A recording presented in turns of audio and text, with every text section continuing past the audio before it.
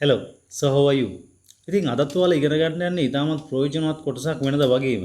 මොකද මම මගේ හැම වීඩියෝ එකකින්ම දෙන්නේ අපි එදිනදා ජීවිතයේ ඉංග්‍රීසි කතා කරන්න කරන විදිය සරල කරන ක්‍රම. ඉතින් මේකත් මම ඉතාමත් සරලව ඔයාලට අද කියලා දෙනවා. ඔයා බලන්න කොහොමද මේ දේවල් මුල ඉඳලා ඉගෙනගෙන ඔයා එදිනදා ඉංග්‍රීසි කතා කරන අවස්ථාවක් ආපුහම ඒවා පාවිච්චි කරන්නේ කොහොමද කියලා. right. සමහර වෙලාවට ඔයා මෙන්න මේ විදිහ අදහස් කියලා ඇති. ඕකේ. ඔයා කියලා ඇති මම දන්නවා ඔයා කරන දේවල්. ඕකේ. මම දන්නවා ඔයා කරන දේවල්. මම දන්නවා ඔයා හංගන දේ. නැත්නම් හංගන එක මම දන්නවා ඔයා හංගන එක. right. මම දන්නවා ඔයා කතා කරන දේ. මම දන්නවා ඔයා කියන දේ. මම දන්නවා ඔයා උයන දේවල්. මම දන්නවා ඔයා කන දේවල්. මම දන්නවා ඔයා බොන දේවල්. ওই විදිහ අදහස් අපි ඉංග්‍රීසි වලින් එදිනෙදා ජීවිතේදී ඔයා ඇතිතරම් කියලා ඇති. එහෙම නැත්නම් ඉංග්‍රීසි වලින් කියනවා ඇහිලත් ඇති. ඉතින් එහෙම නැත්නම් අපි සිංහල සමාජය ඇතුළේ ජීවත් වෙද්දි මේ සිංහල භාෂාව කතා කරන අය නිතරම ওই වගේ දේවල් කතා කරනවත් ඔයාට ඇහිලා ඇති. ඉතින් දැන් ඔයාටත් ආස ඇති කොහොමද ඔක ඉංග්‍රීසි වලින් කතා කරන්න ඉගෙන ගන්න කියලා. හරි සරල කොටස් දෙකක් තමයි අපිට සම්බන්ධ කරන්න තියෙන්නේ. එකක් මම දන්නවා. I know. no කියන්නේ no නෙමෙයි ඉන්නේ KNOW. I know මම දන්නවා. අර they එහෙම නැත්නම් දේවල් කියන අදහස ගන්න what පාවිච්චි කරනවා. එතකොට ඔයා කියනවා නම් you tell. එතකොට එක පැත්තක තියෙනවා I know කියන වචන දෙක. අනිත් පැත්තේ තියෙනවා you tell. ඔයා කියනවා කියන වචන දෙක. ඕකේ? මැදට දාන්න ඕනේ what. දැන් ඔයාට හදා ගන්න පුළුවන් මම දන්නවා ඔයා කියන එක. I know what you tell. I know what you tell. I know what you tell. මම දන්නවා ඔයා කරන දේ. මේකේ සිංහල භාෂාවේ මම දන්නවා ඔයා කරන දේ. මම දන්නවා ඔයා කරන දේවල්. මම දන්නවා ඔයා කරන එක. මම දන්නවා ඔයා කරන ඒවා. ඔය විදිහ අදහස් සිංහල බස් වහරින් එනවා. එතකොට දැන් ඒක ඉංග්‍රීසි වලින් කියන විදිය තමයි ඔයා ඉගෙන ගන්න යන්නේ. ඔයා යමක් කරනවා නම් you do. You do. මම දන්නවා I know. they කියලා නැත්නම් දේවල් එක ඒවා කියන අදහස ගන්න තමයි මැදට what කියන වචනේ දාන්නේ. එහෙනම් දැන් ඔයාට කියන්න ඕනේ මම දන්නවා ඔයා කරන එක. මම දන්නවා ඔයා කරන දේ. මම දන්නවා ඔයා කරන දේවල්. I know what you do. I know what you do. මම දන්නවා ඔයා කරන දේ. right? ඒ උදාහරණ දෙක ඔයාලට පැහැදිලි ඇති. ඊට පස්සේ අපි තව උදාහරණ කීපයක් අරගෙන බලමු. මම දන්නවා ඔයා හංගන දේවල්. මම දන්නවා ඔයා හංගන දේවල්. හංගන දේවල් ගොඩක් නම් නැත්නම් එකක් නම් හංගන දේ කියන අදහස නැත්නම් හංගන එක කියන අදහස සිංහලෙන් දෙනවා. හැබැයි ඉංග්‍රීසි වලින් ඔයා හංගනවා you hide. You hide. හංගනට අපි කියන hide කියලා. මම දන්නවා ඔයා හංගන දේ. I know what you hide. හරි simple. okay මුළු idea එකටම වචන පහයි තියෙන්නේ. I know මම දන්නවා. වචන දෙකයි. ඔයා හංගනවා you hide. ඒක වචන හතරයි. මැදට what කියන වචනේ දාපුවම වචන පහයි. I know what you hide. මම දන්නවා ඔයා හංගන දේ. එහෙම නැත්නම් හංගන දේවල්. මේක මේ භාවිතයන් කීපයක් තියෙනවා. අපි මුලින්ම මේ භාවිතය සරලව ඉගෙන ගමු. තව භාවිතයන් අපි ඉස්සරහට ඉගෙන ගමු. මේකේ ගොඩක් අවස්ථාවන් වලට අපිට පාවිච්චි කරන්න පුළුවන් ක්‍රම තියෙනවා. ඕකේ සමහරට ඔයා මීට වඩා වෙනස් ක්‍රමයක් ඉගෙනගෙන තියෙන්න පුළුවන්. එහෙම වෙනස් ක්‍රමයක් ඉගෙනගෙන තියෙනවා නම් ඒ ක්‍රමෙම පාවිච්චි කරන්න. මොකද මේ ක්‍රමයේ අලුත් වෙලා ඔයාට ආපුවම ටිකක් අමාරු වෙයි සමහරට පාවිච්චි කරන්න. හැබැයි අද මේ කොටස මුලින් ඉඳලා ඉගෙන ගන්න කෙනෙක් නම් මේ දේවල් සරලව ඉගෙන ගන්න try කරන්න. right? අපි තව උදාහරණයක් කතා කරලා බලමු. සමහරලාට කියනවා ඔය දෙමව්පියෝ එහෙම ඕකේ සහෝදර සහෝදරියෝ ඒ වගේ කෙනෙකුට අවවාද දෙද්දි එහෙම කියනවා මම දන්නවා ඔයා බොන දේවල්. ඕකේ මම දන්නවා තමුසේ බොන එව්වා. තමුසේ කියලාත් කියනවා ටිකක් තරහා ගිහපුවාම එහෙම. මම දන්නවා තමුසේ බොන දේවල්. මම දන්නවා I know ඔයා බොනවා you drink. දේවල් එහෙම නැත්නම් දේ කියන අදහස දෙන්නේ what වලින්. I know what you drink. මම දන්නවා ඔයා බොන දේවල්. බොන දේ. තරහ ගියපුවම නම් කියන්නේ තමුසේ කියලා. මම දන්නවා තමුසේ බොන දේවල්.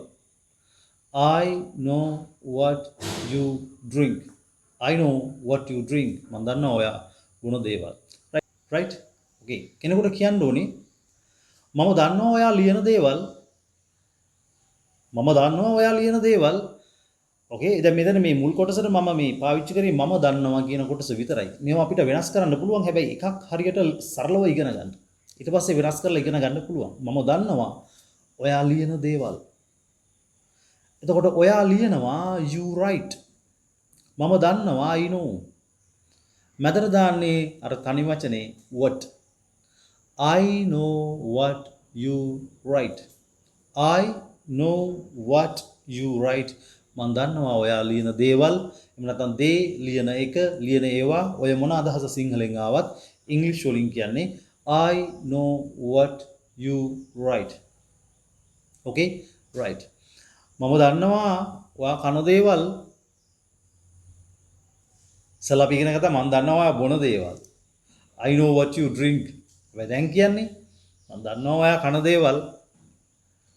right. I know what you eat. I know මම දන්නවා. දේවල් කියන අදහස ගන්න මැදට තමයි what දාන්නේ. සිංහල වාක්‍යයේ දේවල් කියන එක අගට ආවා කියලා ඉංග්‍රීසි වාක්‍යයේ එහෙම දාන්නේ නැහැ. මේක මැදට තමයි දාන්නේ. ඒතර ඔයා කනවා you eat. I know what you eat. සමහර වෙලාවට කියන ඔය ඉස්කෝලේ ගිහිල්ලා ඉගෙන ගන්න නැතුව ටිකක් පිස්සු කෙලිනවා නම් වගේ මම දන්නවා තමුසේ ඉගෙන ගන්න දේවල්. මම දන්නවා ඔයා ඉගෙන ගන්න දේවල්. හරිද?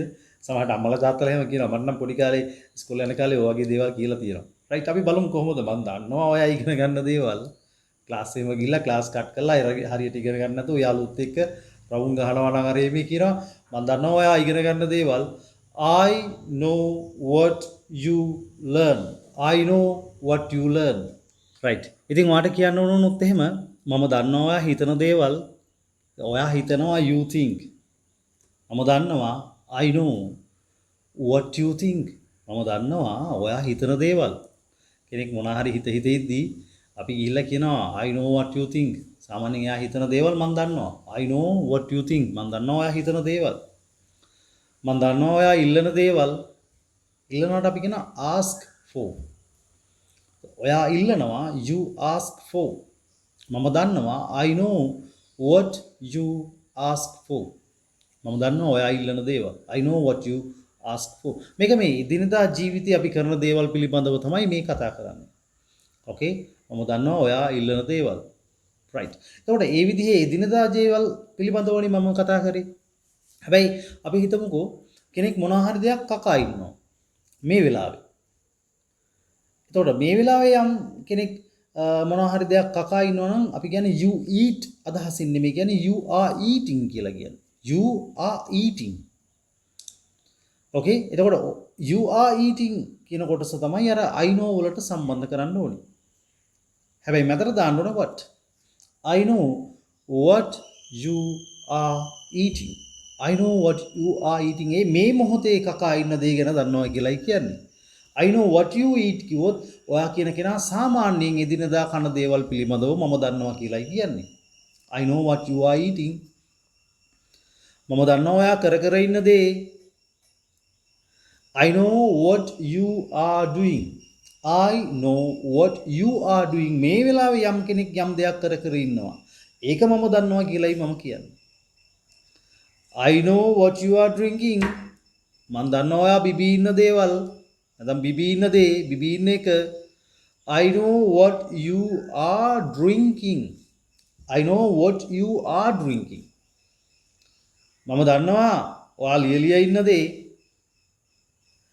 I know what you are writing. I know what you are writing. මම දන්නවා ඔයා ලියලියා ඉන්න දේ. okay මම දන්නවා ඔයා හිත හිත ඉන්න දේ. I know what you are thinking. I know what you are thinking. ඒ විදිහට මේ පැටර්න්ස් දෙකක් පිළිබඳව මම ඔයාලට අවබෝධය ලබා දුන්නා මේකෙදි මේක try කරන්න පාවිච්චි කරන්න. ඕකේ එදිනදා ජීවිතයේ සාමාන්‍ය කරන දේවල් පිළිබඳව අදහස් ප්‍රකාශ කරන විදිහ වගේම මේ මොහොතේ යම් කෙනෙක් යම් දෙයක් කර කර ඉද්දී ඒ පිළිබඳව අදහස් ප්‍රකාශ කරන විදිහ ගැනත් මම ඉගෙනුවා. එතකොට මේ ක්‍රම දෙකම ඔයා අවබෝධ කරගන්න. මම තව උදාහරණ දෙකක් අරගෙන මේක තව පැහැදිලි කරලා දෙන්නම් ඔයාලට. ඕකේ යම් කෙනෙක් සාමාන්‍යයෙන් එදිනෙදා යම් කිසි දෙයක් හිතනවා නම් යම් කිසි දේවල් පිළිබඳව හිතනවා නම් අපි කියනවා you think කියලා. ඒක දැන් හිතනවා කියලා නෙමෙයි කියන්නේ සාමාන්‍යයෙන් හිතනවා. මේ වෙලාවේ එයා යම් දෙයක් හිත ඉන්නවා නම් you are thinking. You are thinking. එතකොට ඔය දෙක අර I know වලට සම්බන්ධ කරන්න ඕනේ. මම දන්නවා ඔයා හිතන දේ සාමාන්‍යයෙන් එදිනදා හිතන දේ. I know what you think. I know what you think. හැබැයි මේ වෙලාවේ හිත ඉන්න දේ පිළිබඳව මම දන්නවා. I know what you are thinking. I know what you are thinking. මම දන්නවා ඔයා හිත ඉන්න දේ. මම දන්නවා ඔයා කන දේවල්. මේක මම කලිනුත් කියලා දුන්නා. මම ආයෙසරයක් මේ දෙක පැහැදිලි කරන්න යන්නේ. ඔයාට එතකොට සරලව මේක අල්ල ගන්න පුළුවන් වෙඩි. මම දන්නවා ඔයා කන දේවල්, එදිනදා කෑම කන දේවල්.